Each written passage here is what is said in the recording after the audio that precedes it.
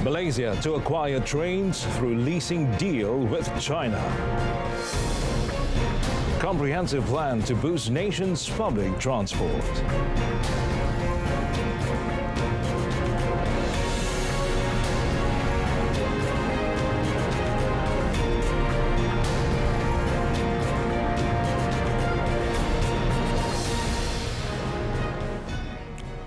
Well, salam Malaysia Madani. I'm Muhammad Amin Carlos and you're watching Malaysia Tonight. Well, the government has decided to adopt a new strategy for acquiring passenger train assets for the Kereta Api Tanah Melayu Berhad KTMB railway network through a leasing method. Well, according to Transport Minister Anthony Loke, the leasing method would be implemented through a government-to-government or G2G mechanism between Malaysia and China to enhance the quality of public transportation services. Dalam tempoh fasa pertama ini, dari tahun 2024 hingga 2027, pelaksanaan inisiatif ini menyasarkan penambahan 62 set train penumpang baru dengan anggaran kos sebanyak 10.7 bilion ringgit yang akan ditampung secara ansuran selama tempoh pajakan 30 tahun. Kos sebenar akan dimuktamadkan setelah selesai rundingan dengan pihak Kerajaan Republik Rakyat China dalam tempoh masa terdekat. In a joint media conference with Economy Minister Rafizi Ramli in Putrajaya, Anthony Loke said the leasing cost covers all levels of maintenance, repair and overhaul by the entity supplying the trains for the lease period. He explained that the new strategy was introduced after reviewing the challenges faced by passenger trains, especially for electric train service or ETS and KTM commuter in terms of availability and reliability. But currently, he said, only 68 passenger train sets operating nationwide. Well, meanwhile, a comprehensive plan is underway to enhance public transportation in the country with a special emphasis on improving connectivity in the Klang Valley. Economy Minister Rafizi Ramli said the initiatives will be focusing on three key areas: bus service, rail networks, and the first and last mile connectivity. Untuk perkhidmatan bas, usaha kerajaan akan meliputi pengembangan ketersambungan dan liputan, peningkatan ketersediaan dan juga consistency of service, dan mempertimbangkan untuk meluaskan lagi lorong khas bas yang sedia ada. Sekarang ni ada yang telah melalui projek rintis untuk beberapa laluan utama. Jadi pelaburan-pelaburan akan datang ialah untuk menskalakan lorong-lorong khas bas ini di seluruh Kuala Lumpur. Well, he added the government will also upgrade bus stops, pedestrian walkways and introduce demand-responsive transit or DRT. In addition, the integrated travel planner and micro-mobility choices will be updated to provide more seamless and efficient connectivity. Prasarana Malaysia Berhad will introduce 300 new vans to its demand-responsive transit or DRT service operated by Rapid Bus Sendirian Berhad beginning December. Its president and Group Chief Executive Officer Muhammad Azharuddin Matshah said the new vans would be delivered in phases from December through June next year. The first phase will see the deployment of 30 vans, with 10 of them equipped with advanced safety features and designed to be accessible for persons with disabilities. Ini adalah amat penting kerana memberi satu penyelesaian, penambahbaikan untuk first and last mile untuk sampai ke stesen rail dan pergi ke destinasi terakhir. Kami telah membuat open tender, memberikan proses tender, dan van yang 300 ini fasa pertama 30 akan bermula pada bulan Disember tahun ini. Since its introduction in May last year with just one route and one van, the rapid DRT service in the Klang Valley has expanded to 9 routes with a fleet of 18 vans. He assured that there will be no increase in fares, emphasizing that the primary objective is to provide excellent and satisfactory service to users.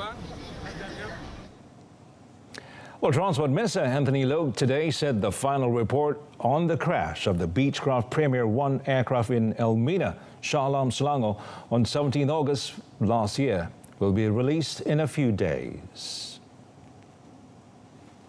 The report will be issued by next year. It's the next couple of days because it's before the 1 year anniversary. He said this in a press conference regarding the Railway Industry Empowerment Initiative, which was also attended by Economy Minister Ramli. On 15 September last year, it was reported that the final report of the crash would be completed in August this year. It is in line with Annex 13 standard of the International Civil Aviation Convention, ICAO Annex 13, which provides a period of 12 months from the accident to complete the document. A Beechcraft Model 390 Premier 1 plane, which took off from Langkawi International Airport, crashed on its way to Subang Airport on 17th August last year. The tragedy claimed 10 lives, including 8 passengers and crew on board and 2 road users.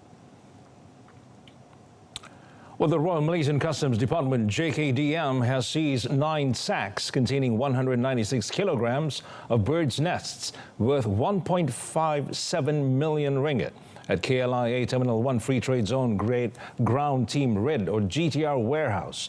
Now, Central Zone Customs Principal Assistant Director Norlela Ismail said the seizure occurred on 31st July at around 6:15 p.m. Well, she said the birds' nests were imported from a neighboring country without a valid import permit.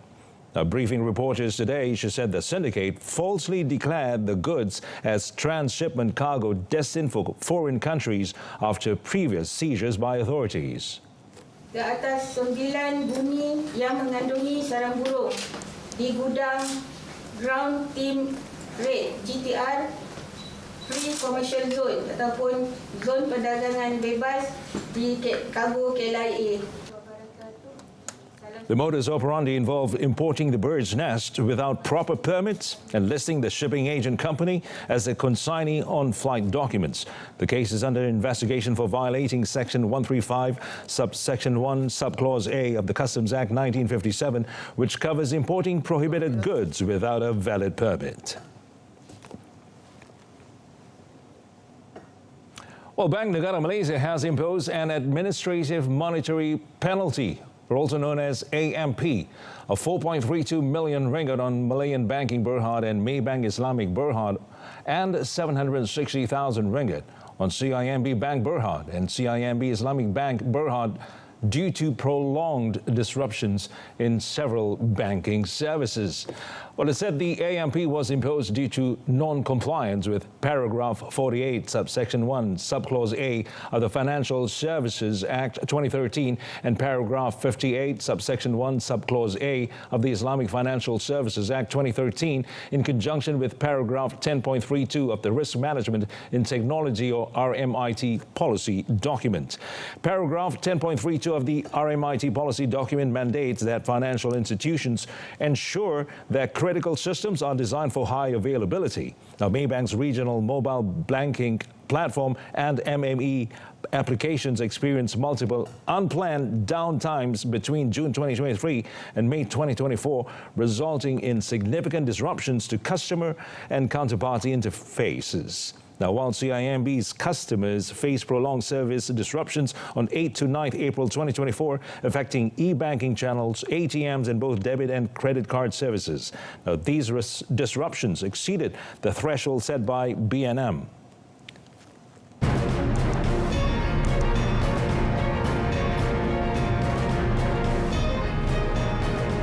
Coming up next, Madani economy improves quality of life for Malaysians.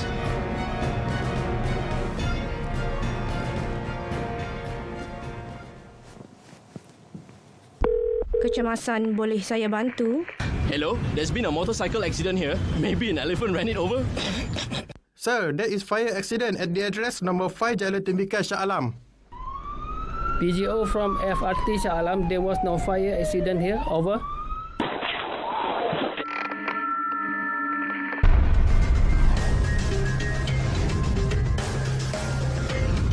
MERS 999. Use it wisely.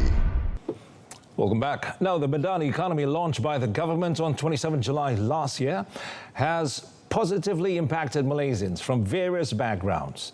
Analysts noted Prime Minister Dr. Sri Anwar Ibrahim's framework seeks to improve quality of life through equitable benefits and social protection. Now, the Finance Ministry, the MOF, reported that 3.6 billion ringgit was spent on the Sumbangan Tunai Rahmah, or STR initiative, helping 8.5 million people in the first half of this year.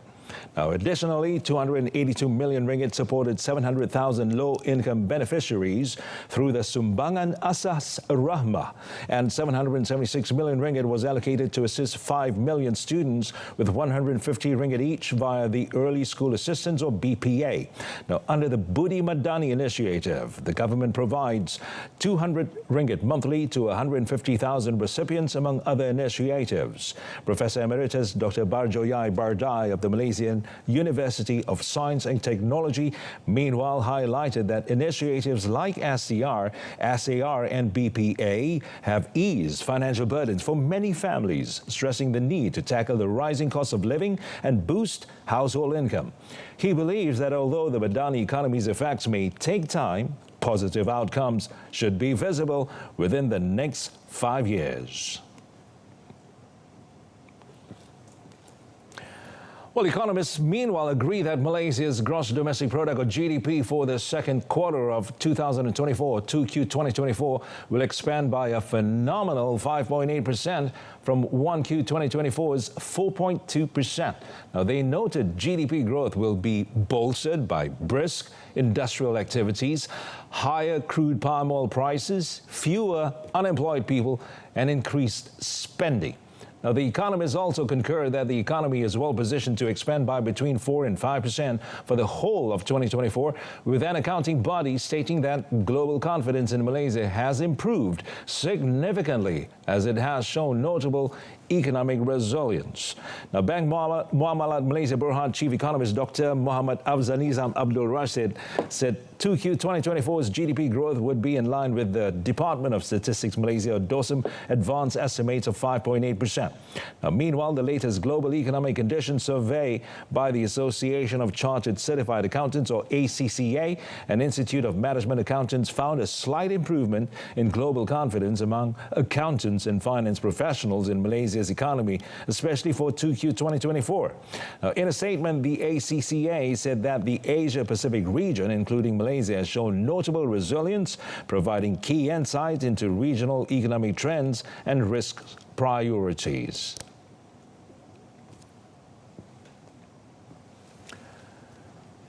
The Ministry of Investment, Trade and Industry, or MITI, will implement preventive measures to address potential supply chain disruptions. While a new platform is in the pipeline, aims to enhance traceability, ensuring the resilience of Malaysia's industrial supply chain.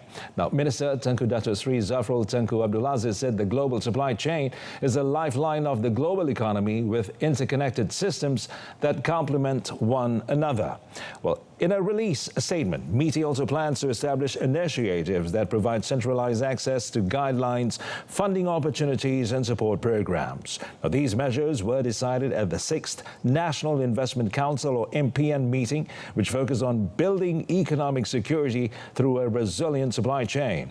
Now, MITI also highlighted the need for digitization to reinforce supply chain resilience and security, drive innovation and provide a competitive edge in the increasingly complex global market.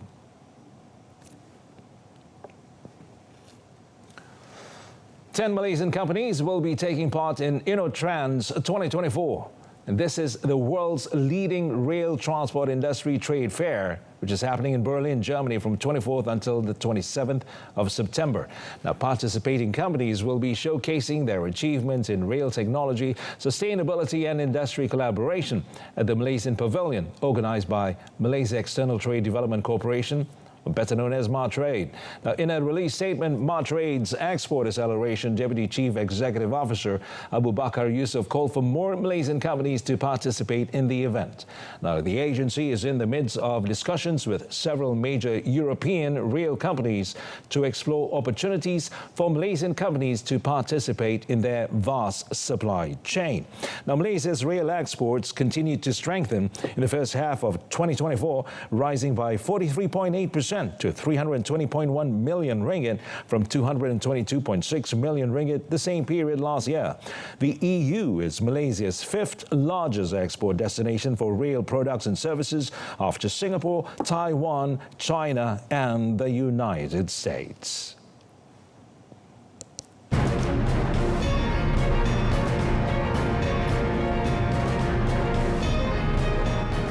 Still ahead, Japanese PM to step down in light of slush funds scandal.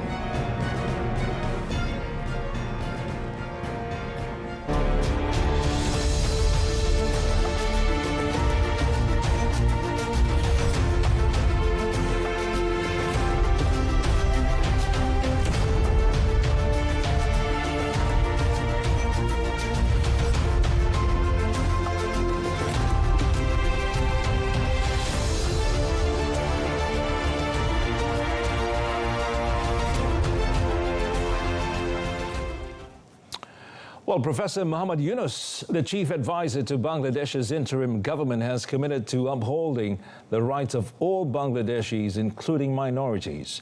Prime Minister Dato Sri Anwar Ibrahim, through a Facebook post, expressed his support, confirming Malaysia's readiness to assist the interim government in rebuilding peace and security in Bangladesh. Now, for this purpose, he personally congratulated Professor Yunus on his appointment during a phone call. While elaborating further on the matter, the Prime Minister highlighted Yunus's long-standing ties with Malaysia and reiterated the country's willingness to support the transitional government. Professor Yunus also extended an invitation to Dato Sri Anwar for a visit to Bangladesh to further strengthen bilateral relations. The 84-year-old Nobel laureate was sworn in on 8 August to lead a 17-member transitional government following weeks of protests that led to the ousting of Prime Minister Sheikh Hasina's Awami League government. Well, Japanese Prime Minister Fumio Kishida announced Wednesday that he will not run in the ruling Liberal Democratic Party, or LDP's, presidential race next month to take responsibility for a slush funds scandal. Now, the announcement signifies the end of his premiership after just under 3 years. Now, Kishida, who hosted the 2023 G7 summit in Hiroshima, has seen his cabinet's approval ratings plummet to around 20% since the scandal broke late last year. Now, speaking to reporters in Tokyo, Kishida said he will continue to serve as a rank-and-file LDP member. He also declined to comment on who would be best the choice to be his successor. Now, the LDP, which has governed Japan almost uninterrupted since 1945, is due to hold an internal leadership contest next month. Kishida, 67, has been in office since October 2021 and has seen his and his party's poll ratings slide sharply in response to rising prices hitting Japanese incomes. The world's fourth largest economy has also struggled to gain traction, with output shrinking 0.7% in the first quarter.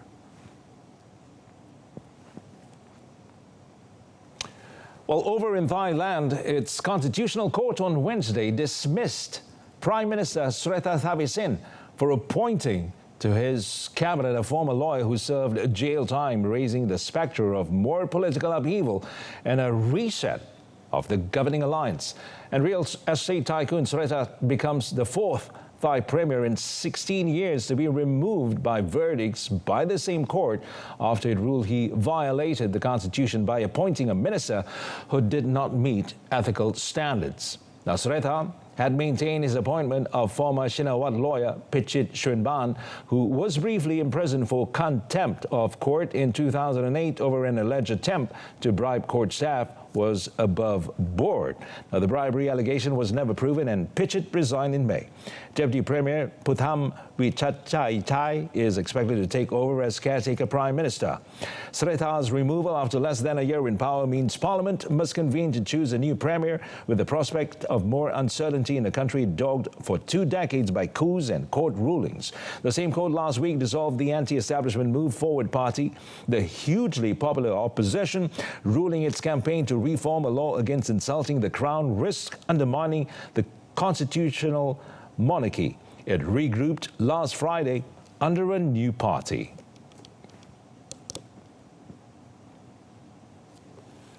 Well, the United Nations estimates that around 1.9 million of Gaza's 2.1 million population have been forcibly displaced amid Israel's continuous attacks. Now, many Gazans are now residing in school buildings that have been turned into makeshift shelters. However, these appear to no longer be safe spaces either, due to the frequency of ongoing Israeli airstrikes. At least 13 schools that have taken in those seeking safety have been subject to attacks, the worst of which came on Saturday when over 100 people were killed. The bombings have provoked widespread anger across the world, while UN Secretary General Antonio Guterres has condemned the continued loss of life in Gaza.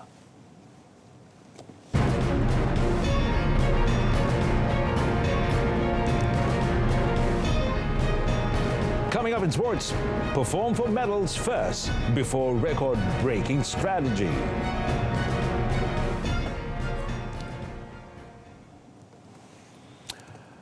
Well, the nation's challenge in Paris 2024 continues with the upcoming Paralympic Games. And chef de mission of the Malaysian contingent to the Paris 2024 Paralympic Games, Dr. R. Subramaniam, reminded to ensure that medals are within their grasp before going for a record-breaking strategy at the Games scheduled from 28th August to 8th September. He confirmed that a total of 30 athletes from 8 types of sports will bring the country's challenge in Paris 2024, which is the country's largest contingent in the history of participating in the Paralympic Games so far. Satu hari 29, last kali bersama untuk wheelchair tennis masuk 30. 30 ni dah layak, kelayakan mereka adalah secara ada 3 cara untuk kelayakan. Ini paling besar. Tokyo dulu kita bawa 22. So ini paling besar. Jadi baguslah nampak ada peningkatan. He said this to reporters after inspecting the final preparations of the National Powerlifting Camp today. Dr. Subramaniam insisted that such a step must be taken to prevent any untoward incident from happening and seeing the medal disappear from their grasp. In the previous edition, Malaysia wrapped up its Tokyo Paralympics campaign with 3 gold and 2 silver medals. On a related note, national powerlifting champion Bonnie Bunyao-Gustin is not taking lightly the presence of Donato Telesca, who could pose a threat to his title defense in the men's up to 72 kilograms category at the Paralympic Games. Now, despite his reputation as a world record holder with 231 kilograms and the Games record of 228 kilograms, Bonnie said he needs to be cautious of the Italian, as he has yet to strategize against his closest rival in the competition set to take place at Porte de la Chapelle Arena. Persiapan sekarang saya dengar dalam fasa ready, dah masuk fasa picking. So training setakat ni bagi saya dalam keadaan memang betul-betul ready lah. Yang pertama sekali saya nak capaikan peringkat emas dulu. Saya nak maintain angkatan saya. Met today, he also expressed pride in being chosen once again to be the Jalur Gemilang, or the national flag bearer, during the official opening ceremony of the prestigious Games on 28th August. Bonnie, who previously carried the Jalur Gemilang at the Tokyo 2020 edition, said the honor fuels his spirit to continue bringing glory to the country at Paris 2024. Meanwhile, the 25-year-old is happy to see the addition of another athlete, Nicodemus Manjoy Moses, who will accompany him and the men's 107-kilogram silver medalist Jong Yi-Kei in Paris 2024. Nicodemus, who will be making his Paralympic Games debut, will compete in the men's 97-kilogram category. The 2024 Paralympic Games will officially open on 28th August and conclude on 8th September. Well, Youth and Sports Minister Hannah Yeoh apologized to all Malaysians after the national contingent failed to bring back the country's first gold medal at the 2024 Olympic Games in Paris, France. Well, she said the road to gold, the RTG program, was not a failure, but has yet to succeed, as it was a long-term plan implemented for 2 Olympic Games at Paris 2024 and the Los Angeles 2028. Terlebih dahulu, saya bagi pihak kontingen Malaysia memohon maaf kepada semua rakyat Malaysia kerana kami masih belum berjaya untuk membawa pulang pingat emas yang pertama bagi Malaysia. Saya tak gunakan perkataan gagal kerana seperti yang diumumkan, road to go adalah untuk 2 Olimpik, iaitu Paris dan Los Angeles. She said this when met after arriving with the cycling squad at the Kuala Lumpur International Airport, KLIA, Tuesday night. She added that the RTG committee will meet and receive technical reports from all teams to assess the performance and to prepare an audited report on the programme's expenditure. Malaysia won 2 bronze medals at the recently concluded Paris Olympics through national men's doubles pair Aaron Chia and Soh Woo Yik and national men's singles champion Lee Zijia. In football, Selangor gave away 1 goal first and got back 2 in return in a match played against Sabah in the Super League. Now, they came from behind to beat Sabah 2-1 in their encounter at the Lika Stadium Tuesday night. Well, both teams were sluggish at the start of the first half, and both Sabah FC keeper Khairul Fahmi Chetmat and Selangor keeper Samuel Somerville went largely untested. It was until a mistake by Safuwan Baharudin, who scored an own goal in the 27th minute when he deflected a shot by Jeffrey Tew in the penalty area. But it only took Selangor less than 5 minutes to secure an equaliser with a lovely shot from import player Ronnie Fernandez in the 31st minute. The action continued in the second half, but only in the 86th minute when the visitors found their tempo and secured their win with a shot by Harith Haikal in the penalty box. Well, the win leaves Selangor second in the 13-team standings with 19 points from 9 matches and 3 points adrift of defending champions Johor Darul Takzim or JDT, who have a game in hand. The hard-fought win also saw the Red Giants extend their unbeaten run to 5 matches from last month. It's the perfect boost for their FA Cup final clash against JDT on 24th August.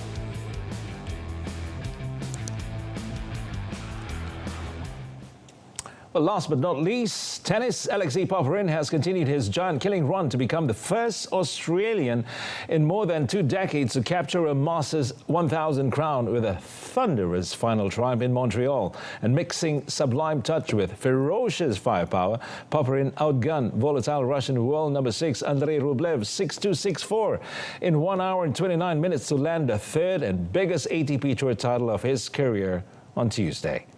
Well, in claiming 5 consecutive top 20 scalps for the week, Popyrin also slashes ranking from 62nd to world number 23 and secured a precious first-time Grand Slam seeding for the US Open starting in 13 days. Now, Popyrin had beaten last week's Washington title winner Sebastian Corda in the semifinals after earlier upsetting 4th seed Hubert Hurkacz, 11th seed Ben Shelton, and saving 3 match points against 7th seed Grigor Dimitrov in round 3. Now, the former French Open junior champ's last defeat came against eventual champion Novak Djokovic at the Paris Olympics. But in making a superb transition from clay to hard courts, the lowest-ranked Montreal finalist since Harold Levy in 2000 displayed few signs of nerves under the bright lights on Court Central. Well, that's it from us this evening. Now, top story, Malaysia to acquire trains through leasing deal with China. I'm Muhammad Amin Carlos. Thanks for watching. Malaysia Madani, Jiwa Merdeka.